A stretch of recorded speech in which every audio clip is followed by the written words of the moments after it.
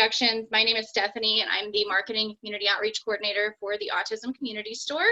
And we, as most of you know, are located in Aurora, Colorado. And one of the things that we received grant funding for is our Resource and Support Center. And Suzette is one of our amazing resource and support staff. She is a wealth of knowledge, and she's going to talk to us today about Medicaid waivers. So I will go ahead and let her give you a little bit about herself, and then we will get started with the presentation.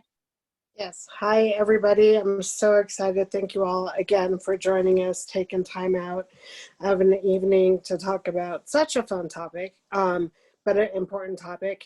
I am a mom. Two boys on the autism spectrum who are now 21 and 23. I was in this field way before I became a parent. I was in the direct services side, ABA therapy. That was and behavioral therapy was my degree. And then when I became a parent, I quit doing direct services and quickly learned how hard it was to navigate systems as a parent. And wanted to be able to help families do that because it's ridiculous how difficult it is to navigate systems. So for over 30 years now, I've helped families navigate systems, and for 20 of those here in Colorado. I am full-time at Children's Hospital in the special care clinic. But I get to be a part of the family support team over at the Autism Store, which of course has a special place in my heart. And now that we have the Autism Community Center, we get to expand and share information like we're going to do tonight. So thank you all for being here.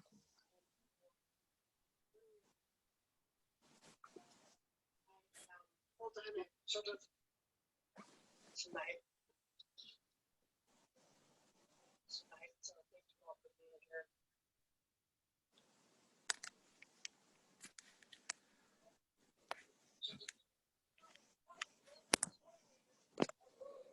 Looks like we have a lot of people on Facebook Live, which is great, and they probably all can't introduce themselves. And on with us, how many are on with us here? 4 total, Stephanie? Yes, there's 4 of us on Zoom, and it looks like we've got about 12 people on Facebook with us. That's awesome.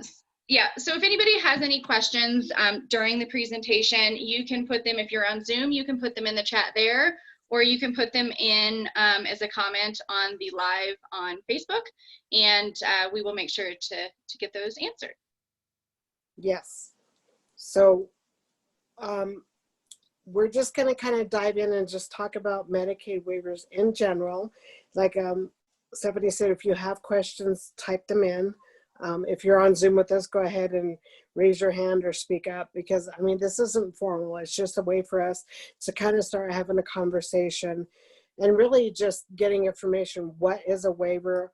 Why are we talking about waivers? Why would we need to talk about Medicaid waivers? Is it something that would be beneficial? And so that's one reason we wanted to have this presentation tonight. Oftentimes, in my daily work with families, I will get a referral for a family who already has Medicaid, and a provider wants me to talk to a family about a Medicaid waiver. And one of my first questions really is why do we want to talk about a Medicaid waiver? And so really the first question for a family or for anyone to understand is, what is a Medicaid waiver? And so what I have here in this presentation really is the language from the state of Colorado, because really that's what we need to use so that we can understand what the state of Colorado is telling us. In short though, Medicaid waivers here in Colorado are set up for our kiddos. There are adult waivers too, and I have those listed on one of the slides that we'll touch on. But Medicaid waivers are set up here in Colorado, and they're called HCBS waivers, because like everything we have in our systems, we use acronyms for everything. So the HCBS really, it stands for home and community-based services. And so that's what the waivers are based around, is the home and community-based services for our children. And then, as I mentioned, adults as well here in Colorado. Um, and really, it all started, of course, with a family, with parents here in Colorado, um, the parents of a precious little girl named Katie Beckett many years ago, who was a little girl who had significant needs, and was in a hospital and was receiving all the services she needed. So she had some disability needs, some medical needs, and she was getting great services, kind of some wraparound services, some psychological services, developmental services, medical services, really great services. And that's great, but her parents were wondering why this precious girl was going to be able to get all these services, but only in the hospital. And instead of being a little girl in her home and her community, was kind of stuck in the hospital with these services. And why don't we have a system set up for their little girl to be able to get these services and be a part of her home and her community? So Katie Beckett's parents started investigating, and there wasn't anything that existed. So we started with the Model 200, which was one of the first waivers, was a waiver to say, hey, let's think of a system that's going to wrap around these services for these kiddos that have some pretty significant needs. And why can't we get these services in place for our kiddos so they can be in the home and the community and still get these services and be a part of the home community, which really is going to be better for our kiddos as well. So time has come on. Colorado has now, like I said, children and adult waivers. And so, and as I said, these are set up for the kids who have significant needs. And we have to remember that as we go through some of these waivers and the information and eligibility criteria, that these are kiddos with pretty significant needs, whether it's going to be medical or developmental or disability related, to be in the home and community. So they're going to require some pretty significant needs. Do we have any questions yet so far? I can't see Stephanie's screen, but I can see Facebook, and I don't see any on Facebook. Stephanie, do you want to go to the next screen? Sure. Yeah, there's no questions so far on the Zoom chat. Okay.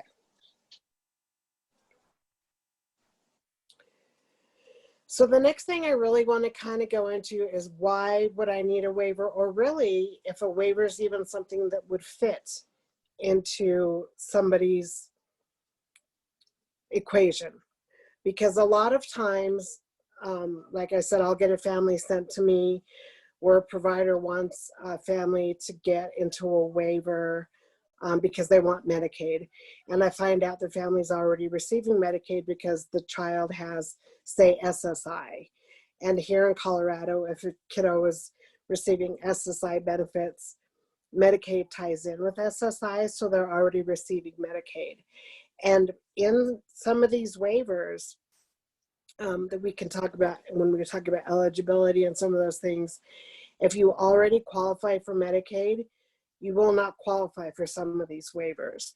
So right off the bat, we kind of need to understand where we would need to go. So some of these waivers, if you qualify for Medicaid and you already have Medicaid, you wouldn't qualify for one of the waivers already as it is.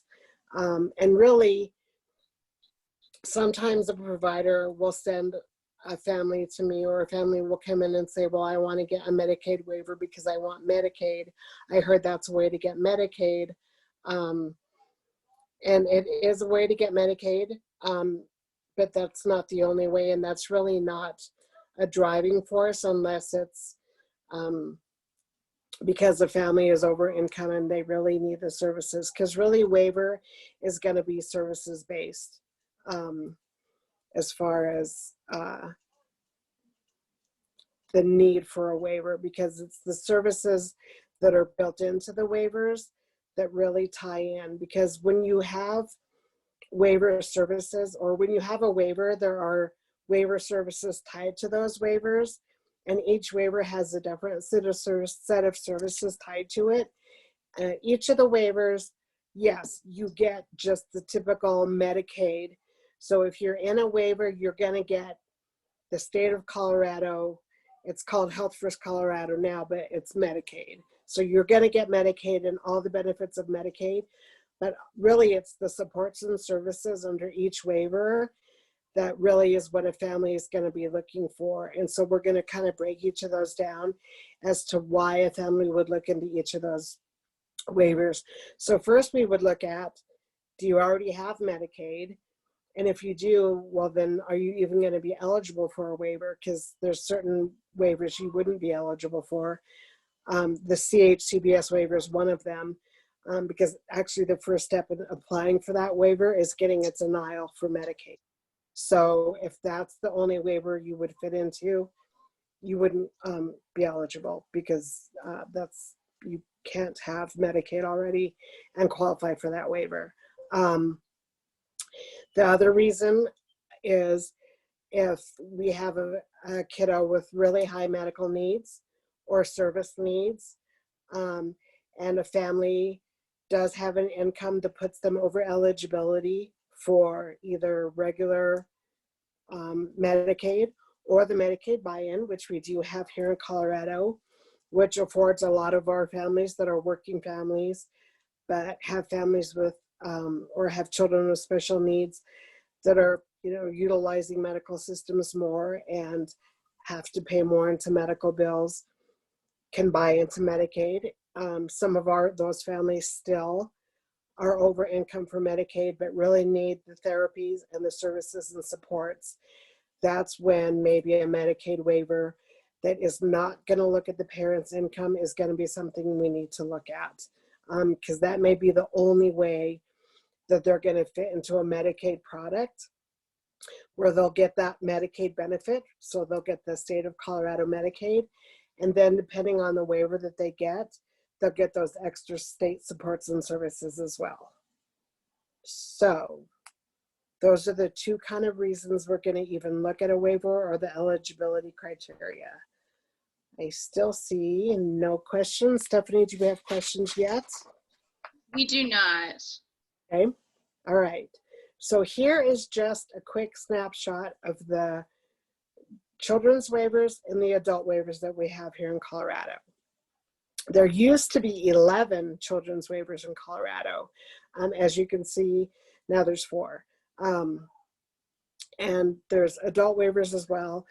And at the Autism Community Center, we help with both.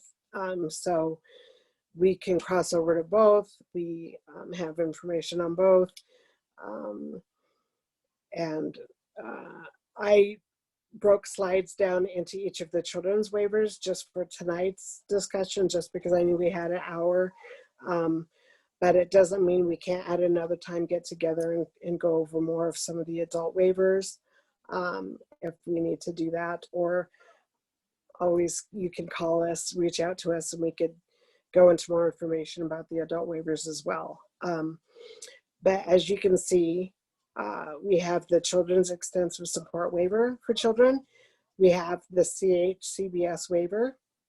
We have the CHIRP waiver, the Habilitation Residential waiver, and then the Life Limiting Illness waiver for children. And the CHCBS waiver is that one waiver that I mentioned, that if you already have Medicaid, if you already qualify for Medicaid, you won't be able to apply for that waiver. If you get SSI, you have SSI and Medicaid, but you have some pretty extensive needs, which we can go into when we go over when I break down some of these waivers. And you meet the eligibility criteria for either the life limiting or the CES waiver, you can still apply for those waivers, because you can have SSI and still apply for those waivers as well. So usually when I share this information, even with a room full of people. I mean, it's so much information, but I can get feedback from people's faces, but it's harder when I'm on Zoom or virtual. So I'm wondering if there's questions or confusion.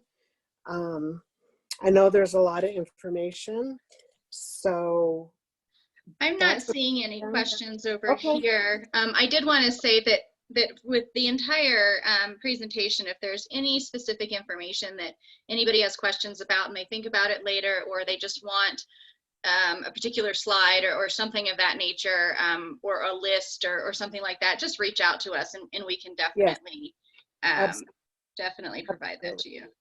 Yeah, absolutely. I mean,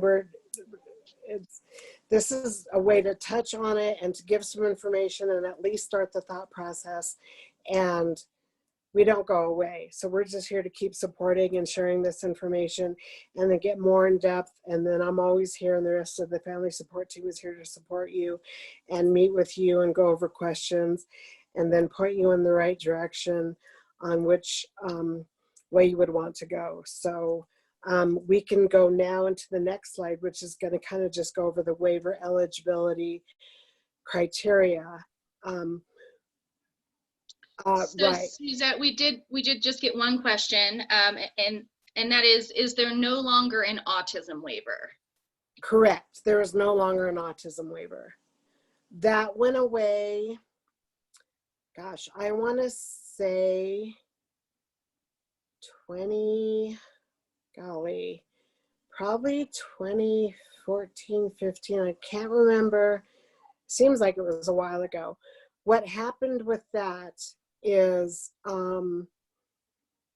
Medicaid, what we tried to do is we wanted to expand the autism waiver. So we went back to CMS, and because when the autism waiver was passed, it was great.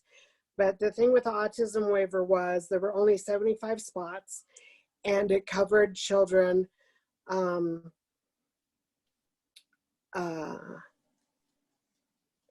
3 to 5 or 3 to 8. I can't remember now. And there were 75 spots. So what ended up happening, obviously, very quickly was we had a wait list pretty much right off the bat. And then we had families that their children were aging out before they ever got close to being off the wait list. So we went back to CBMS. I was at Family Voices at the time, or we went back to CMS, and what we were asking was for them to expand the waiver. We wanted them to go up to age 11. We wanted to get more of a wait list or more spots open. And CMS actually came back and said, well, why can't we just cover these under Medicaid? And, and really it was behavioral therapy and those things that we wanted covered under Medicaid that were not covered. And we were like, well, yeah, that would be wonderful. Why don't we do that? And so that ended up happening. And so now, I'm not sure if you all know, but ABA behavioral therapy is now covered under straight Medicaid.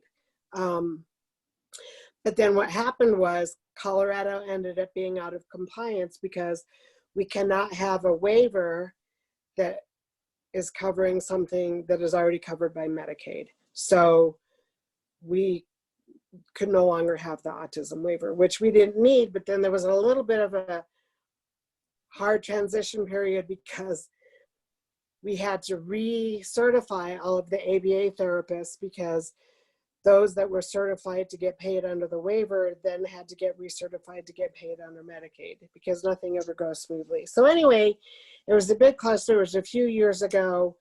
The autism waiver went away because now we really don't need it, because ABA therapy, behavioral therapies are all covered under Medicaid.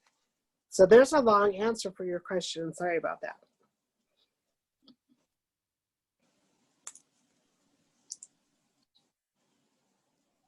And Joel, I think Joel wanted to know if we can provide a link to watch this video later. Will this live link always be on the webpage, Stephanie? It is. It's always in our on our Facebook page. It'll be under our videos. Okay, yeah. So we're always here. You can watch it as many times as you want, Joel.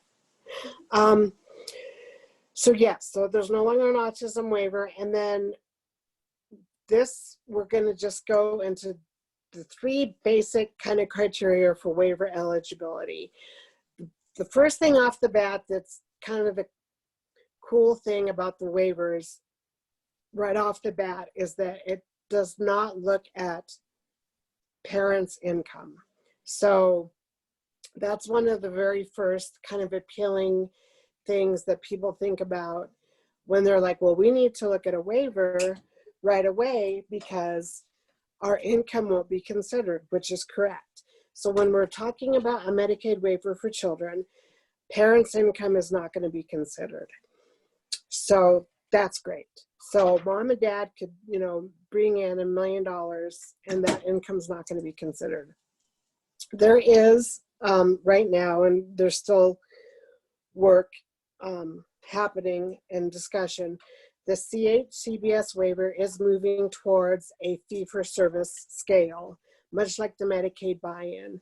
So eventually, the CHCBS waiver is going to have a fee attached to it that will have families that are making a certain income will have a monthly premium. So families won't get denied, but that's still a work in process, but there is discussion.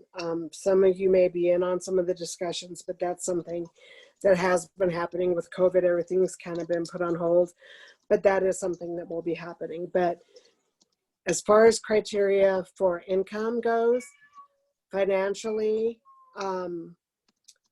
parents' income is not looked at. Resources for parents are not looked at. What is looked at is the level of care for the child. And that is the cat got locked in the room with me and now is not happy. That's funny. So, yeah, and I'm going to have to do something about that. I'm going to see if somebody can come get her.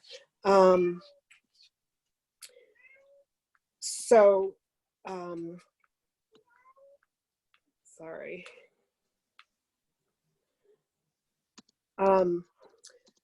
Each of the waivers does have very specific criteria for eligibility.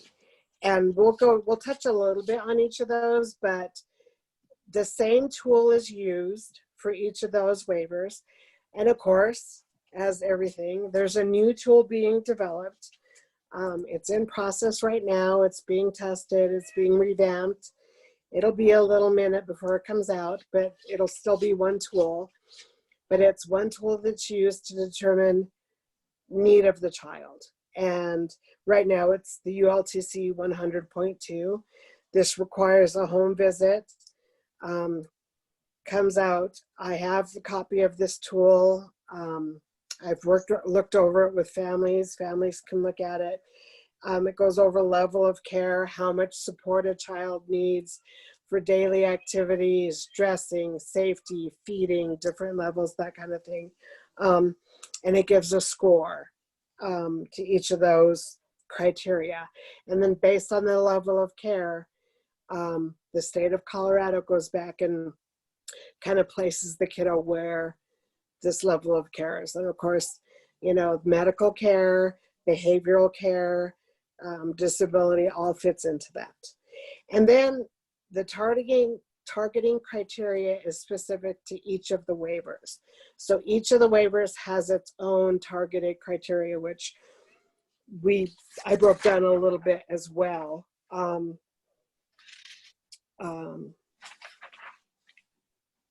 When we go and break up to each of the slides. But does anybody have, I know we're kind of getting into a little bit of meat and potatoes right now with some stuff. Do we have any questions yet? Have I lost anybody yet, or are we okay so far? No questions that I'm seeing. Okay, so we still look like we're good. All right, so let's go on to just the financial eligibility piece since we're breaking it down a little bit. So as I said, for financial eligibility, the waiver does not look at mom and dad's income, but it does look at the child's income. And I really should say as well, the child's assets. So of course, your kiddo can't go out and get a job and make a certain amount of money really, or SSI income's never going to put a child over eligibility for a waiver. But that also does mean assets. So a savings account, a college account. I had a family that had a medical lawsuit that they were able to win a medical lawsuit. And of course, the lawsuit had to be in the child's name. And that put them over, obviously, as you can see, the individual resource limit is $2,000. Not a lot, but it's $2,000. And so it put this child over for resources. So even though this child meets the needs, meets all the criteria, their income, because of this financial eligibility piece, the child will not qualify for the waiver. So each of these criteria has to be met. So this is the financial eligibility piece, and that's where the financial eligibility is gonna get tricky, maybe. I mean, that probably doesn't happen a lot, but that's just one case where I didn't have an answer for the family. Family was over income for every other, over income for the buy-in, didn't obviously qualify for SSI. And then because of the medical payout, their child, and it happened to be in their child's name. We talked about a special needs trust, but the family didn't want to do that. They couldn't qualify for a waiver. So that's the financial eligibility piece for the eligibility for the waiver. And then we could talk about the level of care, which we discussed a little bit. But there's hospital level of care. And this is all going to fit into that ULTC 100.2 that I talked about. That is a tool which I'm happy to share with anybody. And kind of the scoring process that is used when they come out to the home to do a visit to kind of see what level of care your child needs, and the nursing facility level of care that a child needs. And then they go into the intellectual disability level of care, because some of the waivers look at medical level of care and some of them look at disability intellectual level of care. So this tool is going to weigh all of these and see which level of care the child is going to fit into. So those are the three criteria that are going to be looked at when looking at eligibility for a waiver. So far, so good. And then, as I said, each waiver has its own targeting criteria. And I just put up as one example, the brain injury waiver has its own targeting criteria. For that particular waiver, they have to be 16 years or older. They have to be living with a diagnosed brain injury and have sustained that injury before they were 65 years old. So within, there's always, as I said, the ULTC 100.2, and then within each of those waivers, there's also some targeting criteria. Another really good example is that CES waiver I mentioned before, the Children's Extensive Supports waiver. One of the first things I always bring up when someone mentions that waiver is pretty much for our kiddos that are 24-hour line of sight. So these are kiddos that need pretty much 24-hour round-the-clock care, and this includes through-the-night care. That means more than a kiddo that gets up through the night and just doesn't sleep well at night. That means they're going to have some kind of medical intervention through the night. So they have G-tube feeding, or they're going to need suction. But these are also our kiddos maybe with some behavioral needs that might be at safety risk of leaving or danger in the house, and need to have that kind of intervention. So those are the kind of discussions we can have about how does that look for my kiddo. But that's that targeting criteria for each of the waivers.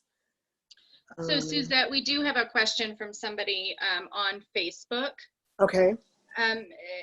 She says that her son is 15. He was diagnosed with autism and ADHD, and that she has problems to get him Medicaid, and that they're actually currently only on CHP plus. She's also a single parent.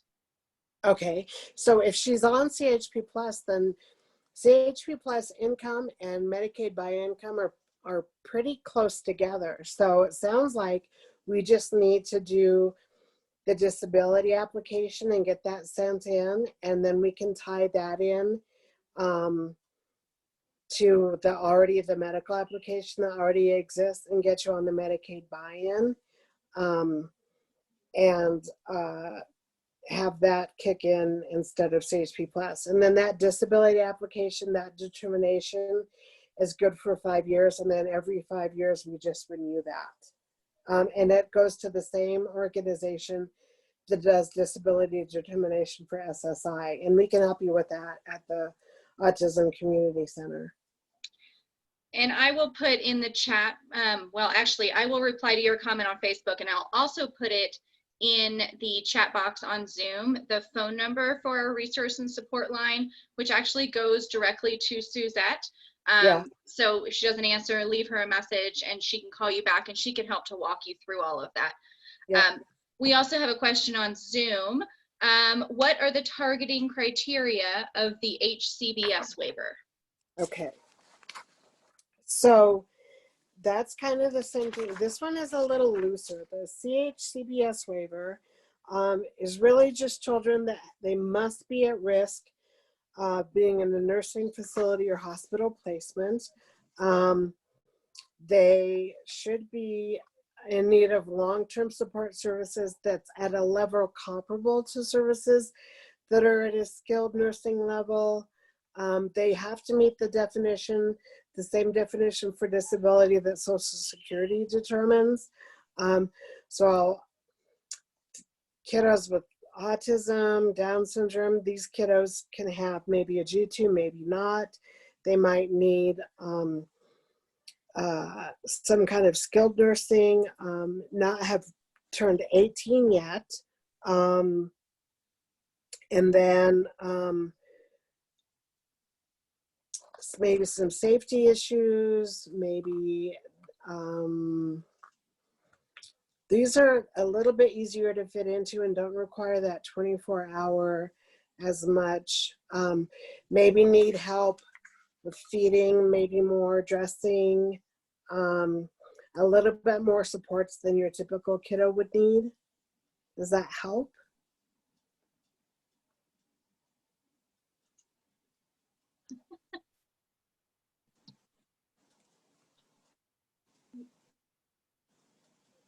She hasn't responded, so I'm guessing so. Okay. Let me, if you, oh yes, she says yes, thanks. Okay. And we can get into more, like, you know, we could go into the specifics about your child's diagnosis and kind of the daily things, and we could talk about it, like what that looks like. And does your kiddo does not already have Medicaid though? Because that's the one where if they already have Medicaid, they couldn't apply for the CHCBS waiver.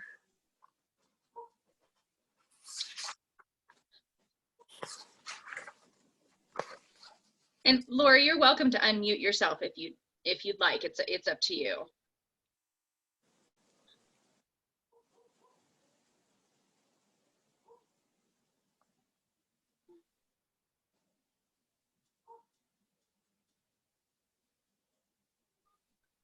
Okay. You answered the question. Okay. All right. Perfect. Awesome. Let's go to, well, I mean, we're going to head over there anyway. Let's go over to the CHCBS waiver. So we were going to go, we're breaking them down a little bit now by each of the children's waivers.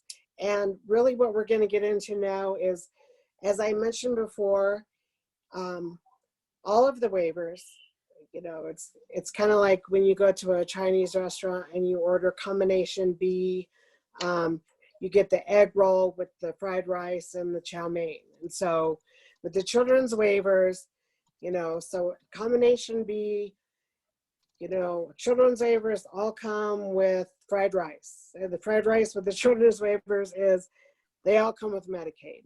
So when you get it on a waiver, all the children's waivers, you're going to have Colorado Medicaid. So that's just right off the bat. That's just, it's Medicaid. So kiddos are going to have Medicaid coverage, and that's Medicaid coverage and all that comes with it.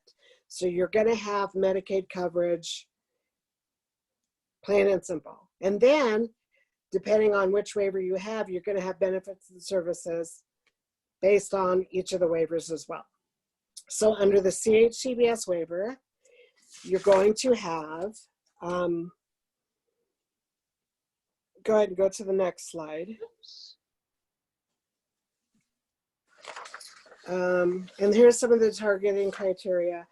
It's developmental disabilities or delays that are most in need due to the severity of the disability. So that's kind of the targeting criteria for the CHCBS waiver, and that goes through the kiddo's 17th birthday, and then we would transition to an adult waiver. And then the next waiver, or the next slide, is going to just talk about some of the oh no, I didn't print that. Hold on, we're on here. I will go over the benefits and services under the CHCBS waiver. I was gonna put these on each of the slides and I forgot to. So I just printed them out so I could talk about them. Under the CHCBS waiver, the extra, as I mentioned, so each waiver is going to come with Medicaid, no matter what. So you're going to get the state benefits of Medicaid and all that covers, like I said, which includes the behavioral therapy. And then each waiver comes with extra supports and services specific to the waiver. Under the CHCBS waiver, you're going to get case management services. And then another benefit under that particular waiver is in-home support services. And that only comes with a couple of waivers.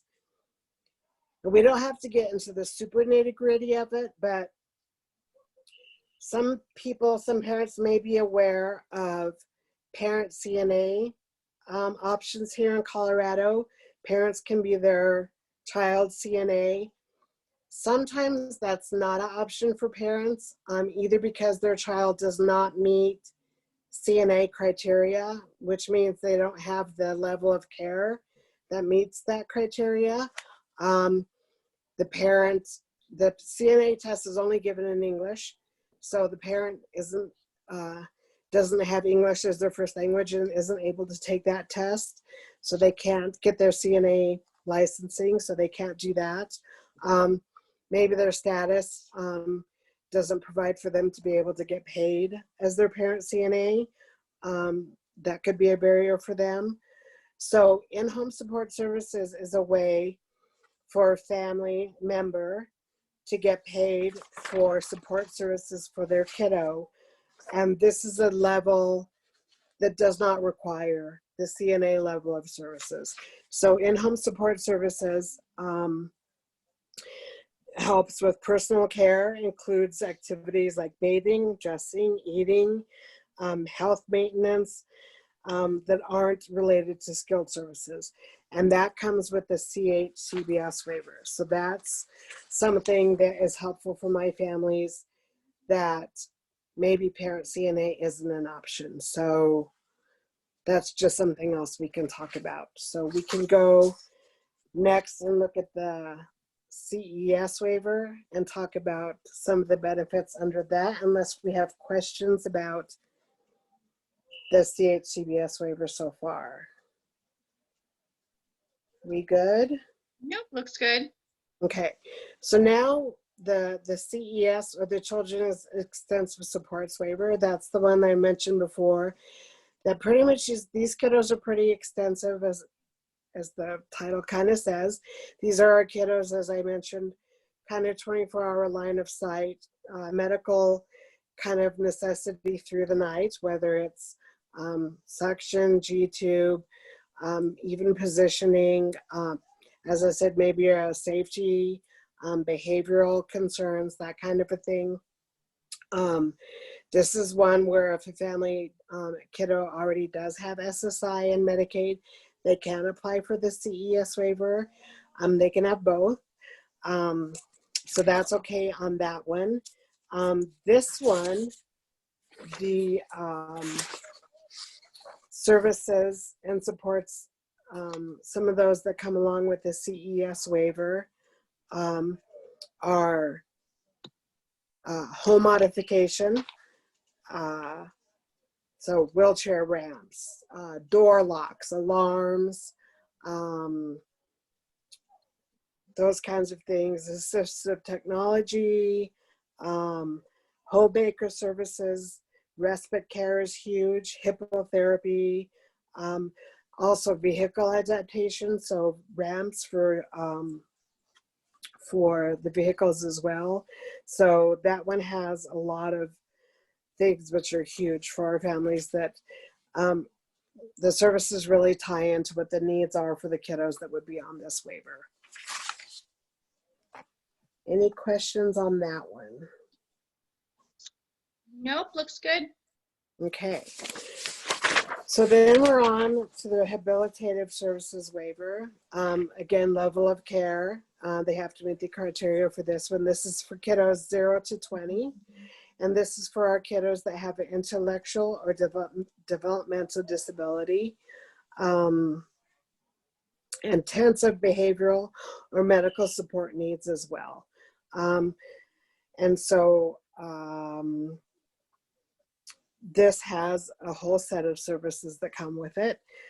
As I said, the same tool is used for the ULTC 100.2 is used for eligibility. And some kiddos may be able to qualify for a few of these waivers. And then really, it's gonna be the supports and services for each of the waivers that a family may decide. I have families often try to decide maybe between the life limiting and the CES waiver on which is going to be a better fit. Sometimes the home modification, hippotherapy, respite services. Well, respite's also available under the life limiting waiver as well. So really it kind of depends. The CHIRP waiver has communication services, personal care services, travel services, intensive support. It also comes with respite services. So that's, And this is the one, Suzette, that used to be kind of for foster care, correct? That and then one is the one that changed they revamped it, and it used to be just for children in the foster care system, and now it just it's for kiddos with pretty intensive needs, but now it's not any longer just for kiddos in the foster care system, correct? Yeah. And then we have the life limiting illness waiver. And this one is for kiddos really up to birth 18 through 18. And this one is really for kiddos really with any medical condition that a provider would say. And some providers are hesitant, but really it would be any condition that a provider could say. And there is a paper that a provider has to sign, and we've revamped that paper because some providers have been hesitant to say, because they felt like they were saying that this kiddo absolutely is going to have a life-limiting event before the age of 18. And it does definitely not say that. It just says it's a possibility because of the illness or disability that it could be possible, but it doesn't absolutely mean. It just says that because of the possibility that they may qualify. And so that's another waiver that's a possibility for our kiddos. That comes with, again, its own set of criteria, but it also has massage therapy, palliative care, respite services as well, and has the same criteria as far as financial and level of care as well. So those are the children's waivers and the eligibility and everything in a nutshell. We have a few minutes for questions or thoughts so far. That's a lot of information on some pretty in-depth stuff. How are we doing? not seeing any other Okay. questions. Okay. You know, I think that one of the big questions that I always see on the boards, and I know that it's individual, is, you know, which is better. You know? Yeah, always. Yeah. Yeah, absolutely. And really, as I said, it's always going to be based on the supports and the services. I mean, of course, obviously it's going to be, well, what are you going to qualify for? First of all, where are you going to fit? So we always have to have the discussion about where are you going to fit? What's the reason we're even looking at a waiver? So we just have first the discussion about, you know, are we in a Medicaid product already? If we are, what's the reason we need to look at a waiver? Is it because of the supports and services? Obviously, because if we have Medicaid, we have Medicaid. So we're getting the benefits of Medicaid. Are there supports and services through a waiver that we need to look at? Is it, sorry, the home modification? Is it the respite services? Is it the other supports and services that we're looking at that we have needs that are not being met that we need to look at? And if so, are we going to fit into that waiver criteria? And then we look at it from there. And if there's a couple of waivers we fit into, which I have many families that do, then we look and just structure and see what is the best fit for their kiddo, and look and see. And then we you know, when it comes time, we transition to an adult waiver. But it's really looking at the supports and services and what's going to be the best fit. Sure. And then, so we didn't talk a lot about the adult waivers, but of course, this is a hot topic at the store currently, for some of our staff. Okay. And if I am saying this correctly, in order to kind of seamlessly go into some of the adult waivers, being on the CES waiver is pretty imperative, in order to not be on like a wait list or something of that nature. Is that correct? Not always. I mean, the Okay. CES waiver is always a really easy one to transition, but this, I mean, and being on a waiver in general is good because you're already set up to transition. Okay. Because you're already set up to have the evaluation, you're already set up for the criteria to be met. You're already on the radar to have the evaluation process set up because you have to reevaluate eligibility anyway. So you're already on target to do that kind of thing rather than going in cold turkey or having been on a wait list and never been in a waiver already. So being in a waiver already is going to be good, whether it's CES, CLLI, HCBS, wherever you are, and then transitioning to another waiver. Gotcha. It's fine. Yeah. So just being on a waiver is important for that seamless transition for the adult waivers. Gotcha. Yeah. Yep. No questions. That's really good. Either that or everybody's completely, you know, dumbfounded, which happens. Because it's a lot of information.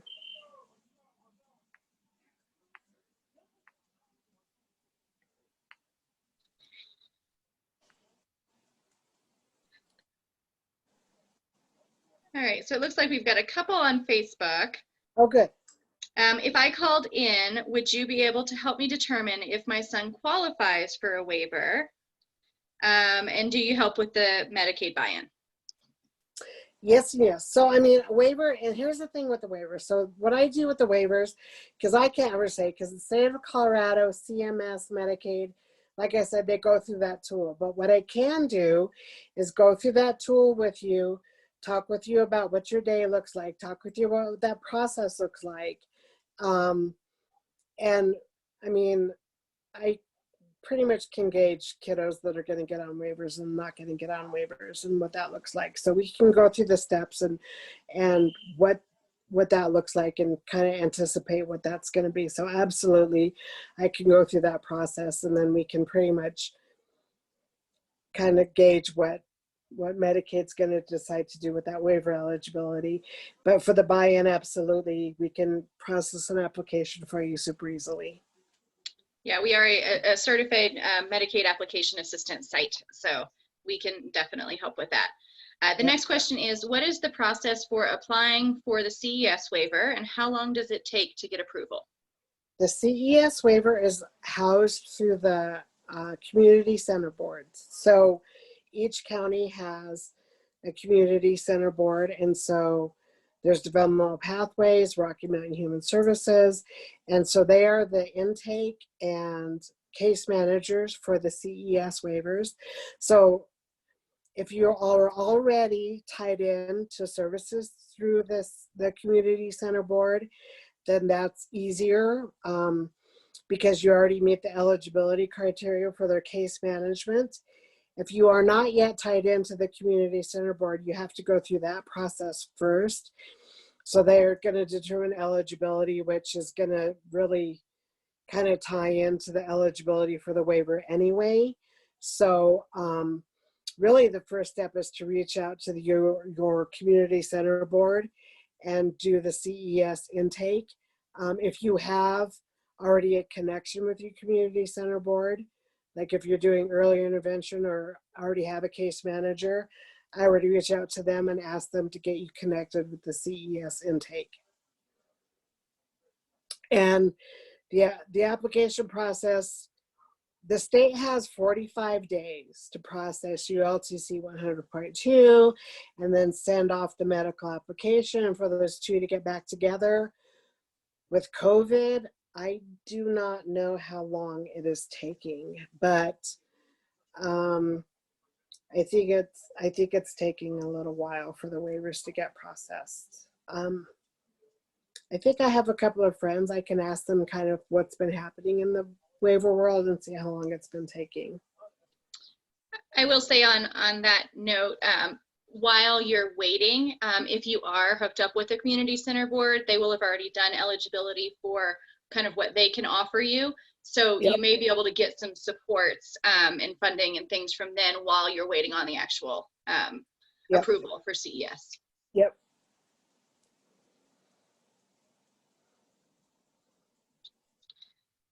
I think that's it. I'm not seeing any other questions. Okay. And like we said, you can call into that number, you can email us, you can, I mean, we're here. We love doing these because we want to make sure that you know we're here to share this information. So we're not only here just to do this live, but to at least get the thought process going, get the conversations going, and for you to know that you have a whole support system here to help anytime. So reach out to us and we're here to help get the application going and meet with you and do whatever we can. Yeah, we are. We're available in store. We've also recently formed a partnership with El Grupo Vida. So for our Spanish speaking watchers, you can come in on Mondays or Fridays and they can assist you in Spanish if need be. We also, looks like in October, we will be doing What is a Parent CNA? So for those of you that are interested in a little bit more information about that and how to be your child's CNA, we'll be doing that live as well.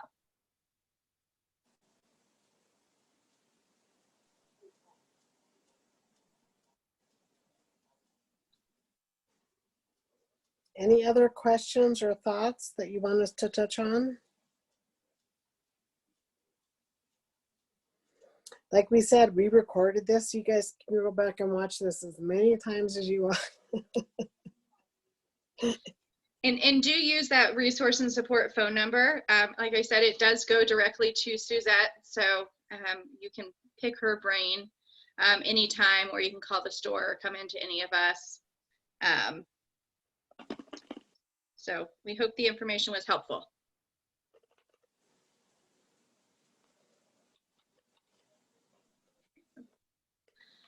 Fabulous. Well, with that, I think that we're going to go ahead and sign off. So everybody enjoy the rest of your evening, and hopefully we'll see some of you next month for our next live. And if you need us in the meantime, don't hesitate to reach out. Absolutely. All right, great. Thanks so much. Thanks, everyone.